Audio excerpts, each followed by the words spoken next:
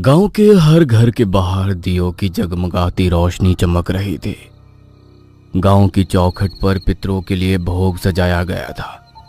ढोल नगाड़ों की आवाज हर तरफ गूंज रही थी।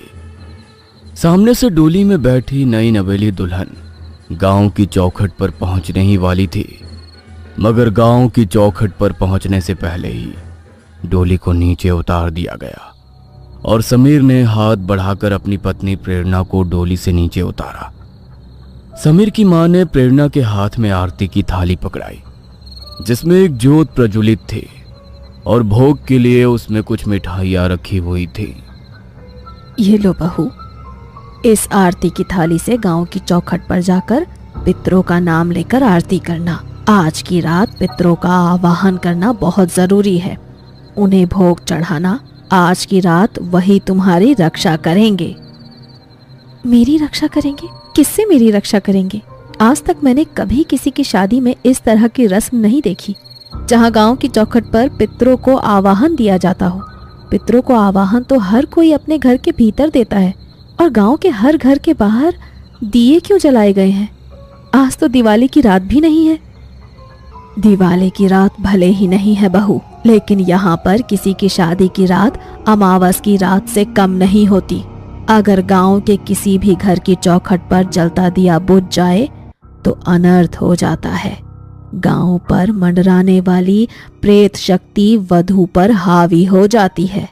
इसीलिए चौखट पर आरती ले जाकर पितरों का आवाहन करके उन्हें भोग चढ़ा दो। चलो। आशा की बातें सुनकर प्रेरणा कुछ घबरा सी गई, मगर वो अब उनके घर की बहू बन चुकी थी।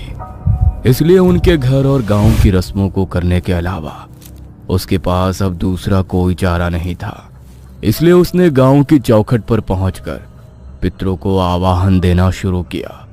वहां पर बज रहे ढोल नगाड़ों की आवाज अचानक से और तेज हो गई, मगर उनकी खुशी को कोई छुप कर देख रहा था। गांव के घर के पीछे काला लिबास पहने कोई शख्स उनकी तरफ ही देख रहा था। जैसे ही प्रेरणा ने आरती करके पितरों का आवाहन करना शुरू किया, तभी काला लिबास पहने वो शख्स गांव के एक घर की ओर बढ़ा और उसने उस घर के बाहर जल रहे दियों को बुझा दिया। और उसी समय आरती की थाली में जल रहा दिया भी बुझ गया। हे भगवान, ये तो घोर अनर्थ हो गया। आज से पहले तो ऐसा कभी नहीं हुआ कि आरती की थाली में जल रहा दिया इस तरह बुझ जाए। कहीं हमारे पितृ हमसे नाराज तो नहीं हो गए? बहू, तू ठीक तो है ना? बहू, बहू। माँ तुमसे कुछ पूछ रही है प्रेरणा। तुम माँ की बात का जवाब क्यों नहीं दे रही? अरे क्या हो गया है तुम्हें? कुछ बोलो तो सही। जब बार बार सबके बोलने पर भी प्रेरणा ने किसी की बात का जवाब नहीं दिया, तो समीर ने उसके कंधे पर हाथ रखकर उसे सहलाया। प्रेरणा ने उसी समय उसका हाथ अपने कंधे से झटक दिया। उसने पीछे मुड़कर समीर की तरफ देखा तो उसकी आंखें सुर्ख लाल हो चुकी थी और चेहरा सफेद पड़ने लगा था। उसकी सांसें तेज हो चुकी थी। उसने गुस्से में समीर की तरफ देखा। लगता है वो प्रेत आत्मा बहू रानी पर हावी हो गई है। जल्दी से मंदिर से सिंदूर लेकर आओ, जाओ। नहीं छोड़ूंगी, मैं किसी को भी नहीं छोड़ूंगी। बहुत समय से इसी दिन का इंतजार कर रही थी। अब मुझे इजाजत मिल गई। अब कोई नहीं बचेगा। प्रेरणा ने समीर की गर्दन को अपने हाथों में जकड़ लिया और उसके गले को बुरी तरह दबाने लगी। तभी गांव की एक औरत ने पीछे से आकर प्रेरणा के माथे पर माता रानी का सिंदूर लगा दिया और प्रेरणा उसी समय वहां बेहोश होकर गिर पड़ी। उस बूढ़ी औरत ने प्रेरणा के सर से 7 बार कुछ पैसों को वारा और उसे आरती की थाली में रख दिया। सामने दोबारा से थाली में रखे दिए को जलाया। ये लो आशा, इस आरती की थाल से भोग चढ़ाकर दोबारा पितरों का आवाहन करो और उनसे माफी मांगो। अब वही तुम्हारी बहू की उस प्रेत शक्ति से रक्षा करेंगे। उस औरत ने आशा के हाथ में आरती की थाली पकड़ाई और आशा ने पितरों का आवाहन कर उन्हें भोग चढ़ाया। भोग चढ़ाने के बाद वह तुरंत ही प्रेरणा को उठाकर घर लेकर चले गए। आज तो अनर्थ होते होते बच गया। पता नहीं क्या गलती हो गई हमसे, जो वो प्रेत शक्ति हावी हो गई बहू पर। मुझे नहीं लगता कि बला अभी टल गई है। वो शक्ति बहू पर हावी हुई है तो जरूर हमारे घर के इर्द गिर्द ही मंडरा रही होगी। हमें कल के कल ही पंडित जी को घर पर बुलाना पड़ेगा। वो लोग जिस प्रेत शक्ति से डरे हुए थे, वो उनकी बहू के साए के पीछे पीछे अब उनके घर में प्रवेश कर चुकी थी। घर के हर कोने में उसका साया पसरा हुआ था। रात भर तो प्रेरणा बिल्कुल शांत रही। सुबह होते ही घर वाले पंडित जी को बुलाने मंदिर पहुंच गए तो उन्होंने देखा कि मंदिर में आज पंडित जी की जगह बस उनका शिष्य ही पूजा पाठ कर रहा है। क्या बात है, आज पंडित जी अभी तक मंदिर नहीं आए? आज उनको आने में देर हो गई क्या? नहीं, पंडित जी के एक रिश्तेदार की अचानक मौत हो गई। वो अपने परिवार के साथ वहीं पर गए हैं। आने में उन्हें कुछ दिन लग सकते हैं। क्या? पंडित जी जब तक बंधन नहीं करेंगे तब तक कुछ भी सुरक्षित नहीं होगा। क्या आप हमारे घर का बंधन कर सकते हैं? माफ कीजिएगा, लेकिन मुझे बंधन करना नहीं आता। वो तो पंडित जी कर सकते हैं। तब तक आप घर की चौखट पर माता रानी के सिंदूर का स्वास्तिक बनाकर अपने घर की रक्षा कर लीजिए। मैं अभी अंदर से जाकर सिंदूर लेकर आता हूँ। शिष्य ने मंदिर से विनोद को सिंदूर की शीशी दे दी। विनोद उसे लेकर जब वहां से जा रहा था, तभी काला लिबास पहनी वही औरत मंदिर के पीछे छिपकर उसे देख रही थी। वो छिपते हुए विनोद के पीछे पीछे चलने लगी और थोड़ी दूर पहुंचने के बाद विनोद से जाकर टकरा गई। उसका चेहरा काले कपड़े से ढका हुआ था। टक्कर लगने के कारण सिंदूर की शीशी विनोद के हाथ से गिर पड़ी और इसी बात का फायदा उठाकर उसने तुरंत मंदिर के सिंदूर की शीशी को दूसरी सिंदूर की शीशी से बदल दिया। माफ करना भाई साहब, मेरी वजह से आपका सामान गिर गया। नहीं नहीं, कोई बात नहीं। विनोद ने वो सिंदूर की शीशी उठाई और वहां से निकल पड़ा, मगर तभी उस औरत की आंखों में एक अलग ही तेज आ गया, जैसे उसे अपनी मंजिल तक पहुंचने का एक नया रास्ता मिल गया हो। वो पल भर में बड़े ही तेज कदमों से वहां से निकल गई। विनोद ने घर पहुंचते ही डिब्बी के सिंदूर से घर के बाहर स्वास्तिक बना दिया, मगर वो नहीं जानता था कि यह मंदिर का सिंदूर नहीं है और अब उसके घर के भीतर उस प्रेत शक्ति को प्रवेश करने से कोई नहीं रोक सकता है। जैसे ही विनोद ने घर के भीतर प्रवेश किया, उसके साथ साथ एक काली परछाई भी घर के अंदर दाखिल हो गई। प्रेरणा बहू, आज तुम्हारी पहली रसोई है। खाने में सबकी पसंद का ही खाना बनाना और मीठे में हलवा जरूर बनाना। समीर को सूजी का हलवा बहुत पसंद है। काजू किशमिश जरूर डालना। ठीक है माँ जी, मैं खाना बना लेती हूँ।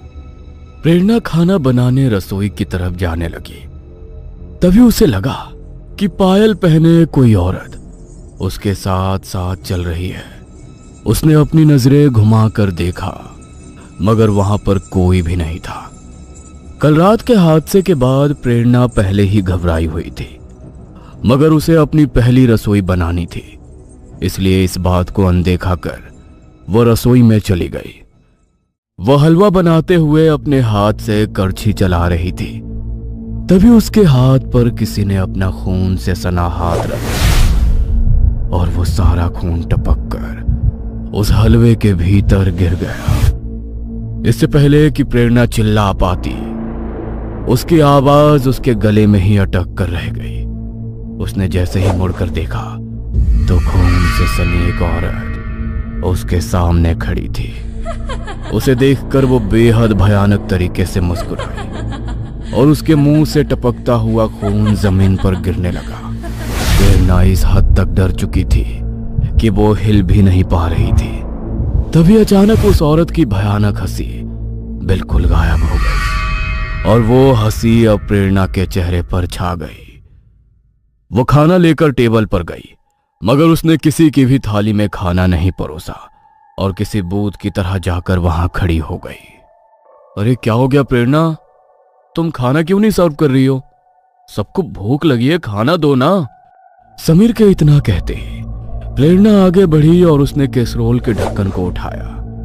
लेकिन जैसे ही समीर ने कैसरोल के अंदर देखा तो डर के मारे उसकी आंखें फटी की फटी रह गईं। कैसरोल में सूजी का हलवा खून से लथपथ था और प्रेरणा इस हलवे को एक अजीब सी हंसी के साथ उसकी थाली में परोस रही थी। ये तुम क्या कर रही हो प्रेरणा? इस हलवे के अंदर ये खून कहां से आ गया? तुम मेरी थाली में आखिर ये क्या परोस रही हो? किसका खून है ये? प्रेरणा ने भयानक तरह से हंसते हुए समीर की तरफ देखा और उसके मुंह से भी खून रिसकर गिरने लगा। वो अचानक से समीर की तरफ बढ़ी और उसने समीर के बालों को पकड़कर उसके सर को सामने डाइनिंग टेबल पर जोर से दे मारा। समीर के माथे से खून का फवारा फूट पड़ा। तभी आशा भागती हुई वहां आई। ये तू क्या कर रही है बहू? दिमाग तो खराब नहीं हो गया तेरा? देख तो सही कितना खून निकल रहा है समीर के माथे से। हट यहाँ से, देखने दे मुझे। आशा प्रेरणा को धक्का देकर आगे बढ़ने लगी, मगर तभी प्रेरणा ने आशा की गर्दन को अपने दोनों हाथों से पकड़ा और एक ही झटके में उसकी गर्दन को मरोड़ डाला। आशा सीधी निठाल होकर जमीन पर गिर पड़ी। विनोद अंदर कमरे में सिंदूर लेने के लिए दौड़ा। वो जल्दी से सिंदूर लेकर आया और उसने सिंदूर को प्रेरणा की तरफ फेंका, मगर खुद पर सिंदूर पड़ते ही प्रेरणा जोर जोर से हंसने लगी। ये देखकर विनोद के पैरों तले से जमीन खिसक गई। यह कैसे हो सकता है? मंदिर के सिंदूर का इसके ऊपर कोई असर क्यों नहीं हो रहा? मुझे छोड़ दे, जाने दे मुझे। तुझे जाने दो, तुम तीनों को चुन चुन कर मारूंगी और जब तक तुम तीनों मेरी आंखों के सामने अपना दम नहीं तोड़ देते मैं मुक्त नहीं हो पाऊंगी। क्या? हम तीनों को मारने से भला तेरी मुक्ति कैसे होगी? हमने तेरा क्या बिगाड़ा है?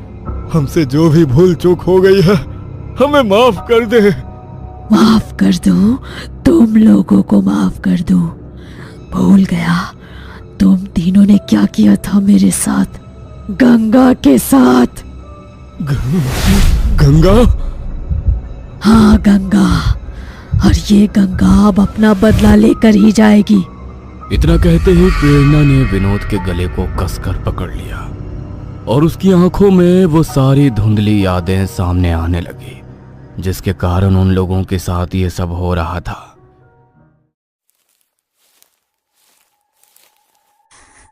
अरे क्या हो गया तुझे? तू इस तरह रो क्यों रही है? और मैंने तुझे कितनी बार बोला है कि इस तरह मुझे बाहर मिलने मत बुलाया कर। अगर किसी ने देख लिया ना तो बखेड़ा खड़ा हो जाएगा। अगर तुमने मुझसे शादी ना की तो बखेड़ा तो तब खड़ा हो जाएगा। मैं 3 महीने से पेट से हूँ। मुझे आज ही ये बात पता चली। अगर गांव में किसी को ये बात पता चल गई तो मेरी माँ तो मुझे जान से ही मार देगी। अब हमें शादी कर लेनी चाहिए। तुम अपने घर वालों से बात करो। तुम्हारा दिमाग खराब हो गया है क्या? कैसी शादी? कौन सी शादी? अरे हमारे घर में काम करने वाली नौकरानी की बेटी हो तुम। अरे तुमने सोचा भी कैसे कि मैं तुम जैसी लड़की से शादी करूंगा? इस बच्चे को मैं नहीं अपनाने वाला। क्या पता किसका पाप अपने पेट में लेकर घूम रही हो। क्या ये सब क्या बोल रहे हो तुम? तुमने मेरे बारे में ऐसा सोचा भी कैसे? ठीक बोलती थी मेरी सहेली कि इसकी बातों में मत आ, लेकिन मैंने ही कभी उसकी बात नहीं सुनी। मगर कोई बात नहीं, अगर तुम मुझे नहीं अपनाओगे तो मैं ये बात खुद से पूरे गांव में फैला दूंगी। भले ही मेरी जान जाती हो तो चली जाएगी, लेकिन चैन से मैं तुम्हें भी नहीं रहने दूंगी। पूरे गांव में बदनाम हो जाओगे तुम, और तुम्हारे परिवार का जो औहदा है वो भी मिट्टी में मिल जाएगा। नहीं, तुम ऐसा कुछ नहीं करोगी। वरना क्या? हाँ, तुम्हारी किसी बात से डरने वाली नहीं हूं मैं। मुझे अपनी जान की कोई परवाह नहीं है। ये सब बोलकर गंगा वहां से चली गई, लेकिन उसकी बातों से समीर को उसके परिवार के औहदे का डर खाने लगा। उसने डरते हुए ये बात अपने घर पर बताई। क्या बोल रहा है तू? तुझे वही लड़की मिली थी क्या, एक नौकरानी की बेटी? लेकिन अगर उसने गांव में ये बात फैला दी तो हमारी इज्जत तो मिट्टी में मिलकर ही रह जाएगी। गांव के लोग थू थू करेंगे हम पर। जानता हूं माँ, इसीलिए अब आप लोग ही मेरी मदद करो। अगर मैंने उसे मारा तो उसकी कुछ सहेलियों को हमारे बारे में पता है और मैं उन्हें नहीं जानता। अगर उन्होंने गांव में ये बात बता दी तो और मुसीबत हो जाएगी और सबको पता चल जाएगा कि उसे हमने ही मारा है। तब तो एक ही रास्ता है, उससे तेरी शादी कराने का। उसके अलावा फिलहाल हमारे पास दूसरा कोई चारा नहीं है। लेकिन पिताजी। अब इस लेकिन के लिए हमारे पास कोई समय नहीं है। जाओ और कहो उससे कि तुम मुझसे शादी करोगे। बाकी की बात बाद में करूंगा मैं तुमसे। समीर ने वही किया जो उसके घर वालों ने उसे करने को कहा। उसने गंगा से शादी कर ली। गंगा बहुत खुश थी कि समीर ने उसे धोखा नहीं दिया, मगर वो नहीं जानती थी कि उसके पीछे उन लोगों की क्या साजिश चल रही है। दोनों मेरी बात सुनो, इसका 8वां महीना पूरा होने को आया है। जैसा हमने सोचा था अब वैसा ही करना है। अगर घर में एक बार बच्चे की किलकारियां गूंज गईं तो और मुसीबत हो जाएगी। गंगा ऊपर वाले कमरे में कुछ सामान लेने गई थी और आशा की नजर उसी पर थी।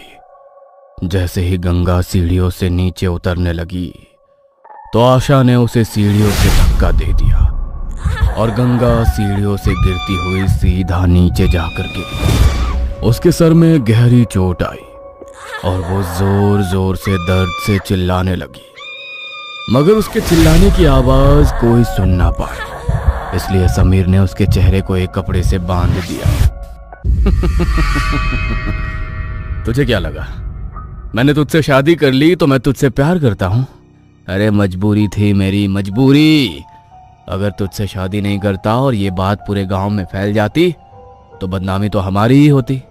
लेकिन कोई बात नहीं है, अब गांव वालों को कुछ भी पता नहीं चलेगा और ना अब तू इस दुनिया में रहेगी। गंगा सीढ़ियों से गिर गई है। इस बात का फायदा उठाकर उन लोगों ने उसके सर को जोर जोर से सीढ़ियों पर पटका और कुछ ही देर में गंगा ने अपना दम तोड़ दिया। उसकी मां पर दुखों का पहाड़ टूट पड़ा। उसके अंतिम संस्कार के बाद वो अपनी बेटी का कुछ सामान लेने उसके ससुराल पहुंची, मगर कमरे के भीतर वो लोग जो बातें कर रहे थे वो सुनकर उसके पैरों तले से जमीन खिसक गई। अच्छा है किसी को कानों कान कोई खबर नहीं हुई कि उसे हमने ही मारा है। एक नौकरानी की बेटी को अपने घर की बहू पूरी उम्र नहीं बनाकर रख सकती थी मैं। मेरे बेटे की एक गलती की सजा पूरी उम्र थोड़ी भुगतता रहता वो। इसका मतलब इन लोगों ने ही मेरी बेटी को। रेखा की आंखों में आंसुओं के साथ साथ गुस्से में खून उतर आया।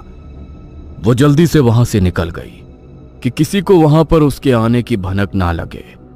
वो रोती हुई जल्दी से अपने घर पहुंची और अपनी बेटी की तस्वीर को अपने सीने से लगाकर बिलख बिलख कर रोने लगी। तू चिंता मत कर मेरी गुड़िया, इन लोगों ने तुझे मारा है ना, तेरी जान ली है ना इन्होंने। तेरी माँ आज तुझसे ये वादा करती है कि तेरे हाथों ही इन सबको मौत के घाट उतरवाएगी। बस वो रात आने दे। उस दिन के बाद से रेखा ने काली विद्या और तंत्र मंत्र सीखना शुरू कर दिया। गंगा की आत्मा अब अपने इंसाफ के लिए भटक रही थी। जिस रात समीर की शादी हुई उस रात रेखा ने उनके घर के बाहर जल रहा दीपक बुझा दिया ताकि गंगा की आत्मा प्रेरणा के शरीर के भीतर प्रवेश कर सके और जैसा वो चाहती है उसके बाद सब वैसा हो सके।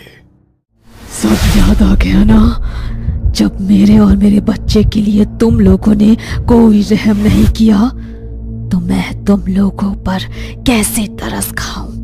तुम तीनों मेरी आंखों के सामने मरोगे। समीर और आशा को हल्का हल्का होश आया, मगर तभी प्रेरणा ने उन तीनों पर हमला कर दिया। उनकी चीखों की आवाज पूरे घर में गूंज उठी, मगर वहां पर उनको बचाने वाला कोई नहीं था। कुछ देर की चीखों के बाद सब कुछ बिल्कुल शांत हो गया। प्रेरणा बेसुध होकर जमीन पर गिर पड़ी। गंगा ने अपना बदला ले लिया था और अपना बदला लेकर अब वो हमेशा के लिए मुक्त हो चुकी थी। उसकी मां को अब गंगा वापस तो नहीं मिल सकती थी, मगर उसकी बेटी के साथ जिन लोगों ने गलत किया, उसकी बेटी की आत्मा अब उन्हें अपने साथ लेकर जा चुकी थी। रेखा के मन को अब इस बात का सुकून था कि उसकी बेटी के कातिल भी अब वहां पहुंच चुके हैं जहां के वो हकदार हैं। माँ, मुझे नहीं पता ये सब मेरे साथ क्यों हो रहा है, लेकिन अगर तुम सच में मेरी खुशी चाहती हो तो मुझे मार दो। मैं जितने दिन और तड़प तड़प कर जीऊंगी, इससे अच्छा है तुम अपने हाथों से ही मुझे खत्म कर दो। नमस्ते आंटी, अंशिका है क्या घर पर? मैं कितने दिन से उसे कॉल कर रही हूँ, लेकिन वो मेरी कॉल ही रिसीव नहीं कर रही है। सब कुछ ठीक तो है ना? हाँ हाँ, सब ठीक है। वो क्या है ना, अंशिका अपनी नानी के घर गई है। अभी 2 हफ्ते बाद मेरी भांजी की शादी है ना, वहां पर तो उसे महीना भर पहले ही बुला लिया और अपना फोन वो यहीं पर छोड़कर चली गई। थोड़े दिन में आ जाएगी, तब बात कर लेना उससे।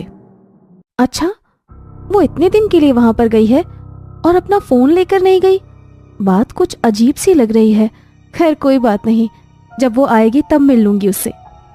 नेहा को विमला की बात कुछ अजीब तो लगी, लेकिन उसकी बात मानने के अलावा वो और कर भी क्या सकती थी। वो चुपचाप वहां से लौट आई, मगर उसके वहां से निकलते ही विमला ने एक बर्तन में पानी लिया और उस बर्तन के साथ एक रुमाल लेकर घर के एक कमरे के अंदर चली गई। सामने बिस्तर पर चादर ओढ़े कोई लेटा हुआ था। उसे देखकर विमला की आंखों से आंसू फूट पड़े। पता नहीं भगवान किस गलती की सजा दे रहा है मेरी बच्ची को। मेरी हंसती खेलती बच्ची की हालत ऐसे कैसे हो गई, जिसका कोई समाधान भी नहीं मिल रहा है। विमला रोते रोते बिस्तर के पास गई और उसने अपनी बेटी पर से चादर को हटाया तो उसकी हालत देखकर विमला की आंखों से गिरते आंसू और झरझर बहने लगे। उसकी बेटी अंशिका का शरीर किसी लकड़ी के ढांचे की तरह हो चुका था। आंखों की पुतलियां बिल्कुल अंदर को धंस चुकी थी। चेहरा इस तरह सफेद पड़ गया था मानो उसके शरीर के अंदर अब खून की एक बूंद भी ना बची हो, और शरीर पर कीड़े रेंगकर उसके शरीर पर बचे कुचे मांस को खा रहे थे, और उसके शरीर का बचा हुआ खून उन कीड़ों के नोचने की वजह से उसके शरीर से निकलता जा रहा था। उसके कपड़ों पर और चादर पर हर जगह पर छोटे छोटे खून के धब्बे बन चुके थे। उसकी हालत अब ऐसी हो चुकी थी कि वो खुद भगवान से अपनी मौत मांगने लगी थी।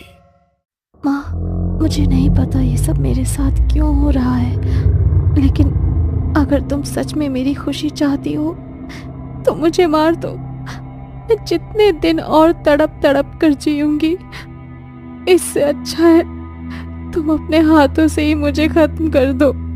ऐसा मत बोल मेरी बच्ची, तू ठीक हो जाएगी। तेरे पापा गए हैं ना बड़े डॉक्टर से मिलने, देखना वो तुझे बिल्कुल ठीक कर देंगे। खुद को झूठा दिलासा मत दो माँ, तुम भी जानती हो कि अब मैं नहीं बच सकती। बड़े से बड़े डॉक्टर ने मेरी हालत देखकर जवाब दे दिया है, अब दुनिया का कोई भी डॉक्टर मुझे ठीक नहीं कर सकता। काश मैं आज रात अपनी आंखें बंद करूंगी, कल का सूरज मुझे देखना नसीब ही ना हो। मुझे अब इस दर्द से छुटकारा मिल जाए।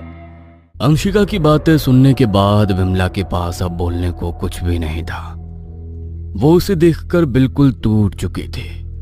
उसकी आंखों में इतने आंसू भर चुके थे कि अब उसके गले से शब्द तक नहीं निकल रहे थे।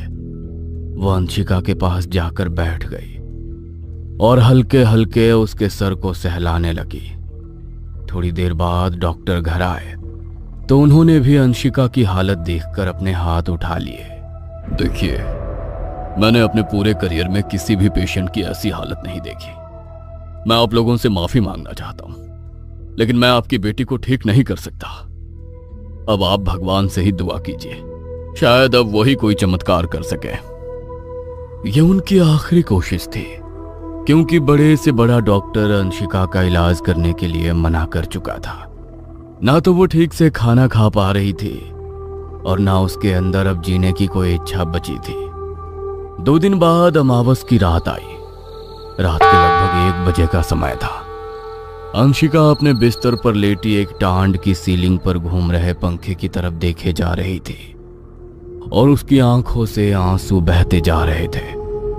चेहरे पर इतना दर्द झलक रहा था मानो वो किसी बेहद भयानक दर्द से तड़प रही हो। बस भगवान, अब और नहीं सहा जाएगा मुझसे, मुझे अपने पास बुला लो। अंशिका ने जैसे ही ऐसा बोला तभी उसके कानों में किसी की आवाज पड़ी। दर्द में तड़प रही अंशिका अचानक सुन्न पड़ गई। धीरे से उसने अपनी गर्दन घुमाकर कमरे के दरवाजे की तरफ देखा। दरवाजा हल्का खुला था और एक काली बड़ी परछाई उसके कमरे के अंदर आ रही थी। उस काली परछाई के लंबे काले बाल हवा में लहरा रहे थे और लाल आंखें सुर्ख जलते कोयले की तरह चमक रही थी। अब मैं तुझे अपने साथ ले जाऊंगा। अब तेरा वक्त पूरा हो गया है। जो कुछ तूने किया था अब उन सब का हिसाब देने का वक्त आ गया है। डर के मारे अंशिका के मुंह से आवाज तक नहीं निकल पा रही थी। वो चाहकर भी किसी को मदद के लिए नहीं बुला सकती थी। तभी वो परछाई अचानक आकर उसके सीने पर बैठ गई और भयानक तरह से मुस्कुराने लगी। उसके मुंह से टपकती गंदी लार अंशिका के चेहरे पर फैल गई। घिन से अंशिका को उल्टी हो गई और उसी वक्त उस परछाई ने अंशिका की गर्दन को एक ही झटके में मरोड़ दिया। मौके पर ही अंशिका की मौत हो गई। अगली सुबह जब घर वाले उसके कमरे में आए तो उसके मृत शरीर को देखकर सबका रो रो कर बुरा हाल हो गया। अंशिका की मौत से पूरे घर में मातम का माहौल छा गया। और मेरी बच्ची मुझे छोड़कर चली गई। न जाने कब उसने अपनी आखिरी सांस ली होगी। भगवान, मेरी बेटी जहाँ भी गई है उसे शांति देना। अपने अंतिम समय में बहुत दर्द झेला है उसने, मगर मेरी बेटी के साथ ऐसा हुआ क्यों? क्यों इतनी दर्दनाक मौत दी उसे भगवान? अंशिका, अच्छे से तैयार हो जाना, लड़के वाले आज तुम्हें देखने आने वाले हैं। तैयार क्या होना है माँ? किसी को मुझे पसंद करना होगा तो वो वैसे ही पसंद कर लेगा। मेकअप के नीचे अपना रंग रूप थोड़ी ना छुपाकर मैं लड़के वालों के सामने बैठूंगी। अंशिका कमरे में जाती है। थोड़ी देर बाद लड़के वाले उनके घर आते हैं। आपको मेरी बेटी से कुछ पूछना हो तो पूछ सकते हैं। सारे काम करने में मेरी बेटी एकदम निपुण है और बहुत अच्छे से हमने उसे पढ़ाया लिखाया भी है। विमला अंशिका की तारीफ कर रही थी, लेकिन उसकी तारीफ सुनने में जैसे वो लोग दिलचस्पी ही नहीं रख रहे थे। तभी वहां पर उसकी कजिन राशि आई। राशि देखने में किसी अप्सरा जैसी सुंदर थी। जैसे ही उन लोगों ने राशि को देखा तो उनकी नजरें उस पर टिक कर रह गईं। क्या हुआ बहन जी? आप कुछ बोल क्यों नहीं रही हैं? आपको हमारी कोई बात अच्छी नहीं लगी क्या? ऐसा तो कोई बात नहीं है, मगर बुरा मत मानिएगा, लेकिन हमें आपकी बेटी बिल्कुल भी पसंद नहीं आई। मेरे बेटे के रंग रूप के सामने ये बिल्कुल नहीं जचेगी। लेकिन आपकी ये दूसरी बेटी, ये हमें बहुत पसंद है। आप चाहें तो हम इसके साथ अपने बेटे का रिश्ता पक्का कर सकते हैं। जी, वो मेरी नहीं, मेरी बहन की बेटी है और हम इस तरीके से रिश्ता नहीं कर सकते। देखिए, उसका फैसला आप नहीं कर सकती। हम इसके माँ बाप से बात कर लेंगे। आपकी बेटी के साथ अपने बेटे का रिश्ता करने से अच्छा तो मेरा बेटा कुछ साल और कुंवारा रह ले। लड़के वालों की ये बातें सुनकर अंशिका को वो सारी बातें याद आ जाती है जो वो बचपन से लेकर आज तक सुनती आ रही थी। बचपन से लेकर आज तक हमेशा अंशिका को अपने रूप के लिए बहुत कुछ सहना पड़ा था और बहुत कुछ सुनना पड़ा था। आज उसकी आंखों के सामने उसके लिए आया हुआ रिश्ता भी राशि की तरफ चला गया था और वो चाह कर भी कुछ नहीं कर सकती थी। लड़के वाले राशि के माँ बाप से बात करके उसके साथ रिश्ता तय करके वहां से चले जाते हैं और ये सब देखकर अंशिका रोती हुई अपने कमरे में चली जाती है। तभी कुछ देर बाद राशि वहां आती है। प्लीज राशि, अभी तुम चली जाओ यहाँ से, मुझे अकेले रहना है। अरे अब कब तक रोओगी? जो होना था सो हो गया। और मैंने तुम्हें कितनी बार कहा है, थोड़ा रियलिटी में जिया करो। तुमने सोच भी कैसे लिया कि इतना अच्छा लड़का तुम्हें देखकर हाँ बोल देगा? अरे कम से कम एक बार लड़के वालों के सामने आने से पहले अपना चेहरा तो आईने में देख लेती कि तुम किसके सामने आने के काबिल हो और किसके सामने आने के काबिल नहीं हो। राशि की बातें अंशिका के दिल पर तीर की तरह चुभ जाती है। उसे इन बातों का बुरा तो लगता है, लेकिन उसके दिल में राशि के रंग रूप को लेकर एक ऐसी नफरत पैदा हो जाती है कि वो राशि को बुरे तरीके से बर्बाद करने की ठान लेती है।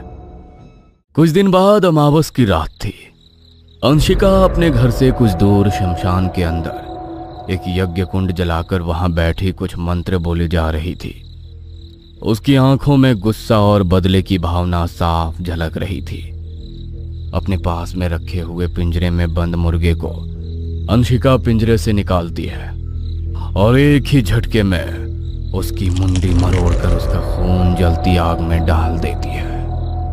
हर एक ताने का, हर एक उस बात का बदला लूंगी जिसकी वजह से मुझे हमेशा नाइंसाफी और बेइज्जती सहनी पड़ी है। बहुत घमंड है ना राशि को अपने रूप पर, बहुत इतराती है ना। अब ये रूप ही उसके पास नहीं रहेगा, उसका ये रूप ही उससे छीन लूंगी मैं। ऐसी हालत कर दूंगी उसकी कि तड़प तड़प कर अपनी मौत मांगेगी वो। अंशिका रोते रोते वो साधना पूरी करती है। साधना पूर्ण होते ही अचानक वहां तेज हवा का झोंका आता है और अचानक अंशिका के सामने एक काली बड़ी परछाई आकर खड़ी हो जाती है। उसे देखकर अंशिका के चेहरे पर एक विचित्र हंसी छा जाती है, क्योंकि अपनी साधना से अंशिका ने रक्त बीज को सिद्ध किया था जो सब कुछ पूरी तरह बर्बाद कर सकता था। तुम जानते हो ना कि मैंने तुम्हें किस लिए सिद्ध किया है, तो जाओ और जाकर मेरा ये काम पूरा करो, राशि से मेरा बदला लो, जाओ। अंशिका के बोलते ही वो काली परछाई वहां से गायब हो जाती है और अगले ही दिन राशि की तबीयत अचानक से खराब हो जाती है। राशि, तूने बाहर कुछ खाया है क्या? अचानक तेरी तबीयत इतनी खराब कैसे हो गई? और तेरा चेहरा इतना मुरझाया हुआ क्यों लग रहा है? जैसे पता नहीं तू कितने समय से बीमार हो। मुझे भी कुछ समझ नहीं आ रहा माँ, अचानक मेरी तबीयत इतनी खराब कैसे हो गई? पता नहीं क्या हो गया है मुझे। मेरा बदन ऐसा क्यों हो गया है जैसे किसी ने मुझे बहुत मारा है। मुझे बहुत ज्यादा दर्द हो रहा है।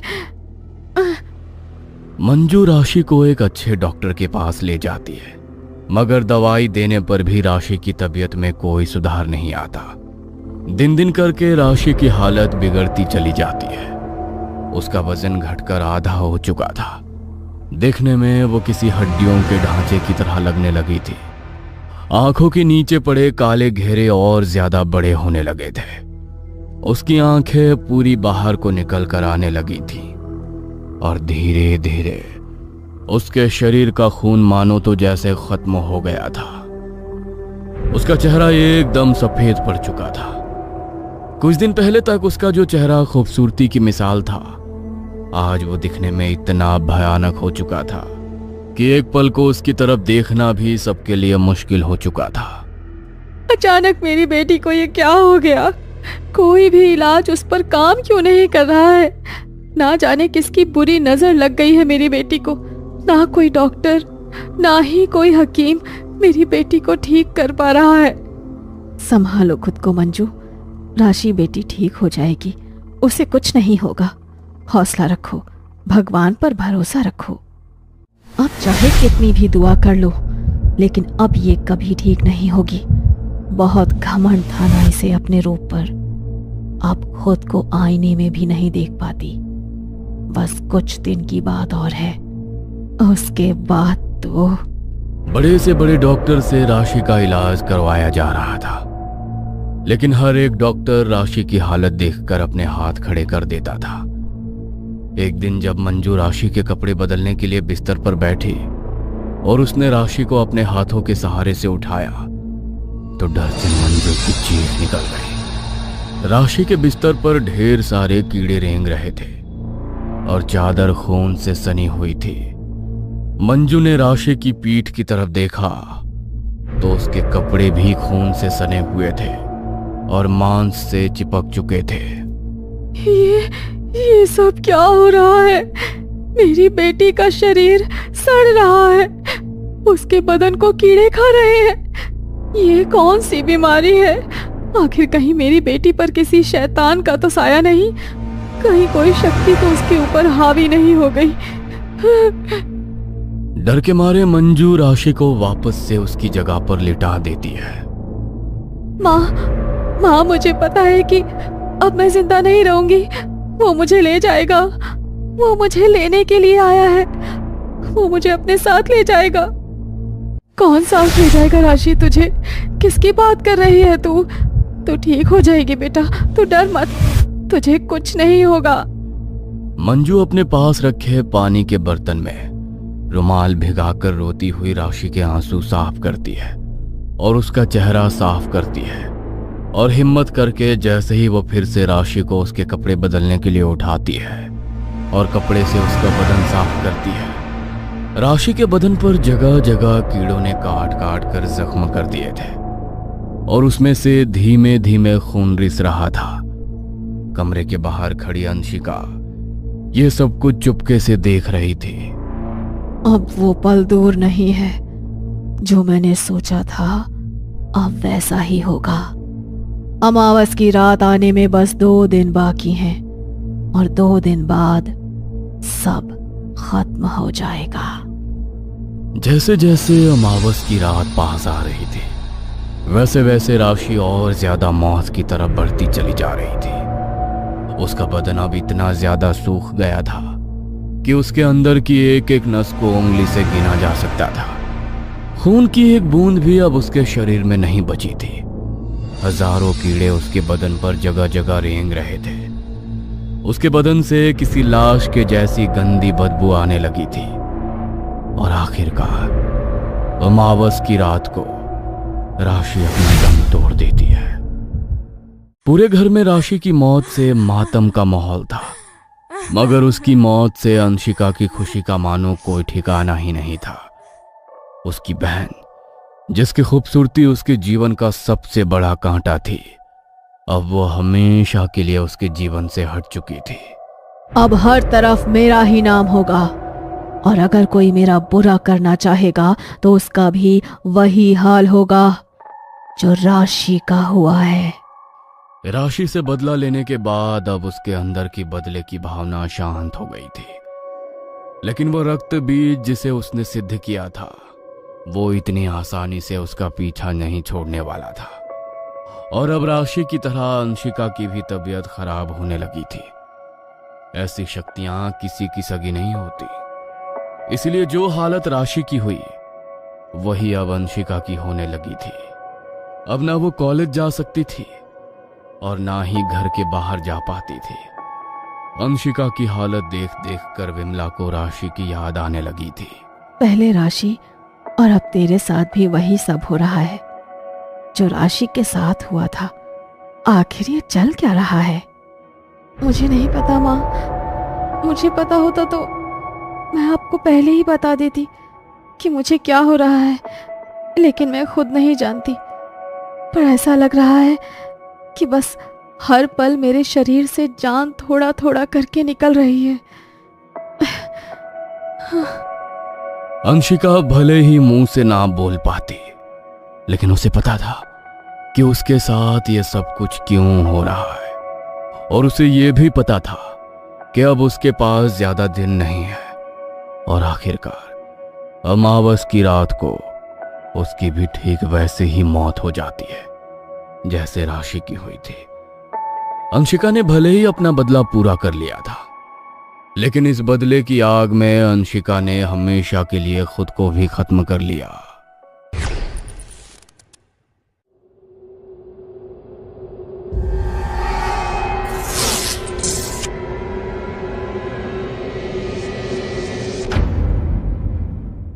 गांव के हर घर के बाहर दियों की जगमगाती रोशनी चमक रही थी। गांव की चौखट पर पितरों के लिए भोग सजाया गया था। ढोल नगाड़ों की आवाज हर तरफ गूंज रही थी। सामने से डोली में बैठी नई नवेली दुल्हन गांव की चौखट पर पहुंचने ही वाली थी, मगर गांव की चौखट पर पहुंचने से पहले ही डोली को नीचे उतार दिया गया और समीर ने हाथ बढ़ाकर अपनी पत्नी प्रेरणा को डोली से नीचे उतारा। समीर की मां ने प्रेरणा के हाथ में आरती की थाली पकड़ाई, जिसमें एक ज्योत प्रज्वलित थी और भोग के लिए उसमें कुछ मिठाइयां रखी हुई थी। ये लो बहू, इस आरती की थाली से गांव की चौखट पर जाकर पितरों का नाम लेकर आरती करना। आज की रात पितरों का आवाहन करना बहुत जरूरी है। उन्हें भोग चढ़ाना। आज की रात वही तुम्हारी रक्षा करेंगे। मेरी रक्षा करेंगे? किससे मेरी रक्षा करेंगे? आज तक मैंने कभी किसी की शादी में इस तरह की रस्म नहीं देखी, जहां गांव की चौखट पर पितरों को आवाहन दिया जाता हो। पितरों को आवाहन तो हर कोई अपने घर के भीतर देता है, और गांव के हर घर के बाहर दिए क्यों जलाए गए हैं? आज तो दिवाली की रात भी नहीं है। दिवाली की रात भले ही नहीं है बहू, लेकिन यहाँ पर किसी की शादी की रात अमावस की रात से कम नहीं होती। अगर गांव के किसी भी घर की चौखट पर जलता दिया बुझ जाए तो अनर्थ हो जाता है। गांव पर मंडराने वाली प्रेत शक्ति वधू पर हावी हो जाती है। इसीलिए चौखट पर आरती ले जाकर पितरों का आवाहन करके उन्हें भोग चढ़ा दो। चलो। आशा की बातें सुनकर प्रेरणा कुछ घबरा सी गई, मगर वो अब उनके घर की बहू बन चुकी थी। इसलिए उनके घर और गांव की रस्मों को करने के अलावा उसके पास अब दूसरा कोई चारा नहीं था। इसलिए उसने गांव की चौखट पर पहुंचकर पितरों को आवाहन देना शुरू किया। वहां पर बज रहे ढोल नगाड़ों की आवाज अचानक से और तेज हो गई, मगर उनकी खुशी को कोई छुपकर देख रहा था। गांव के घर के पीछे काला लिबास पहने कोई शख्स उनकी तरफ ही देख रहा था। जैसे ही प्रेरणा ने आरती करके पितरों का आवाहन करना शुरू किया, तभी काला लिबास पहने वो शख्स गांव के एक घर की ओर बढ़ा और उसने उस घर के बाहर जल रहे दियों को बुझा दिया।